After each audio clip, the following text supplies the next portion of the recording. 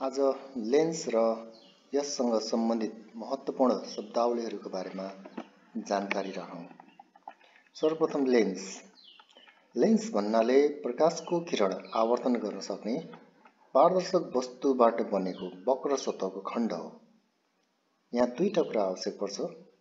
पहिलो कुरा पारदर्शक वस्तु। प्रकाशको किरण आवर्तन हुनको लागि पारदर्शक वस्तुको आवश्यकता पर्दछ भने वक्र सतह नभएसम्म वस्तुको आकृति घटबड हुन सक्दैन। एउटा प्लेन समतल सतहबाट प्रकाशको आवर्तन भए तापनि त्यसबाट वस्तुको आकृति ठूलो वा सानो हुँदैन। त्यसकारणले दुईटा कुरालाई ध्यान दिनु होला। पारदर्शक वस्तुबाट बनेको वक्र सतहको खण्ड। लेन्सलाई मुख्यतया दुई भागमा विभाजन गर्न सकिन्छ। ती हुन् कन्भेक्स लेन्स र कन्केभ लेन्स। यदि किनारको भागभन्दा बीचको भाग बाक्लो छ भने त्यस्तो लेन्सलाई कन्भेक्स लेन्स भनिन्छ। जस्तै चित्रमा यहाँ देख्न सक्नुहुन्छ। छेउछाउको भागहरू माथिको छेउ र तल्लो छेउ यो दुईवटा किनारहरू पातलो छन् भने बीचमा बाक्लो सबैभन्दा बाक्लो भाग छ। त्यसकारण एउटा कन्भेक्स लेन्स हो। दोस्रो कन्केभ लेन्स। यसको ठीक विपरीत, यदि बीचको भाग पातलो र छेउछाउको भाग मोटो छ भने त्यस्तो लेन्सलाई कन्केभ लेन्स भनिन्छ।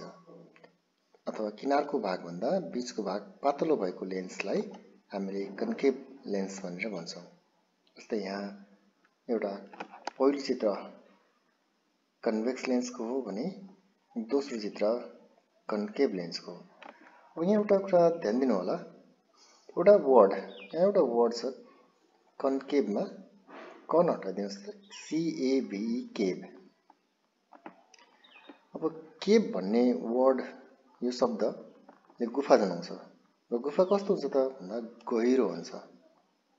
यसरी केभ भन्ने वर्ड लागेपछि यसलाई गहिरो खालको भन्ने बुझ्नु पर्यो र कुनै पनि लेन्स जुन खाल्टो परेको छ त्यो चाहिँ केभबाट कन्केभ लेन्स भनेर बुझ्नु होला। यसपछि हामीले लेन्सका महत्त्वपूर्ण शब्दावलीहरूको बारेमा जानकारी राख्छौँ। लेन्सलाई हामीले दुईवटा गोलाहरू स्फियरबाट बनेको भनेर मान्न सक्छौँ। जस्तै यहाँ दुईवटा गोलाहरूको बीचको खप्टिएको भाग इन्टरसेक्सनलाई ध्यान दिने हो भने एउटा लेन्स बनेको छ जुन चाहिँ कन्भेक्स लेन्स हो।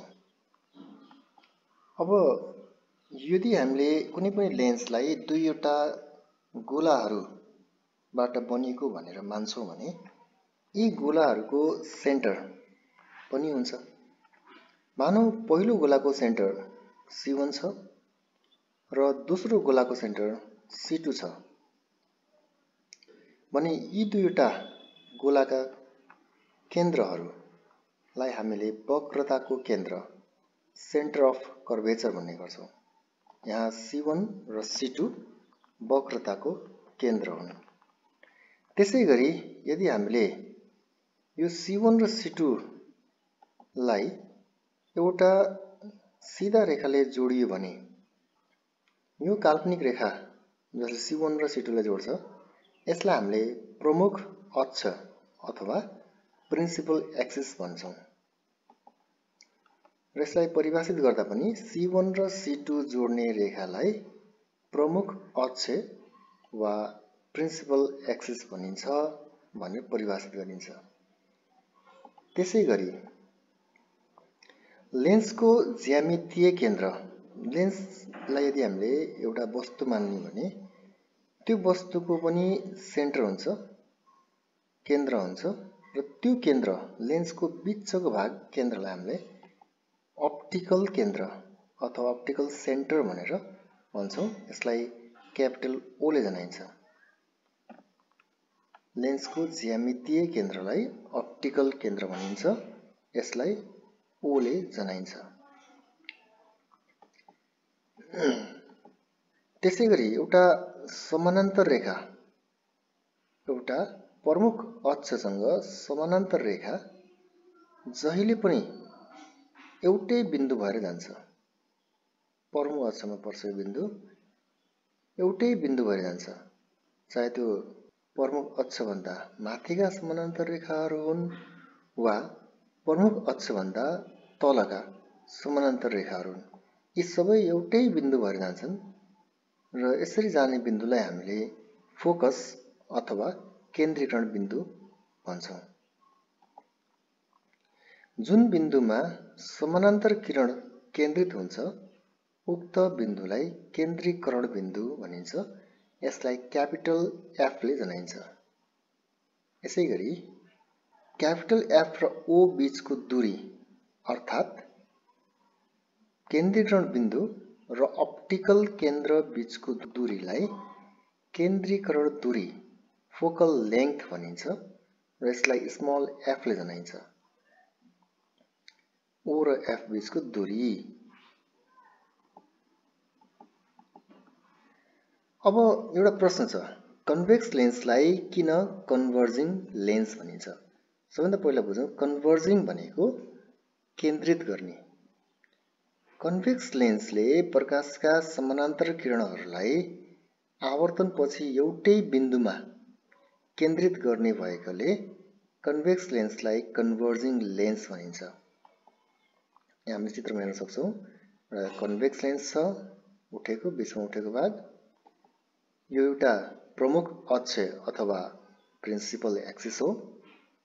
अब योसँग समानान्तर भएर आउने किरणहरू लेन्समा आयो, लेन्सबाट जाँदा यो सबै एउटै बिन्दुमा फोकस भएको छ, यसलाई हामीले केन्द्रीकरण बिन्दु भन्छौँ।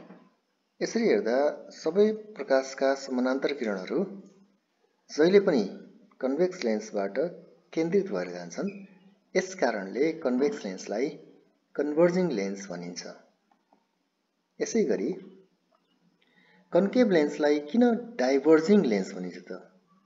अब यहाँ बुझौँ, डाइभर्ज भनेको छरिनु अथवा विकेन्द्रित हुनु भन्ने बुझिन्छ र कन्केभ लेन्सले पनि प्रकाशका समानान्तर किरणहरूलाई आवर्तनपछि विकेन्द्रित गर्ने अथवा सामान्य भाषामा छर्ने काम गर्ने हुँदा यसलाई डाइभर्जिङ लेन्स भनेर भनिन्छ। जस्तै चित्रमा हेरौँ, एउटा कन्केभ लेन्स हो, खाल्टो परेको छ, एउटा त्यसपछि यसको प्रमुख अक्ष रह्यो यो।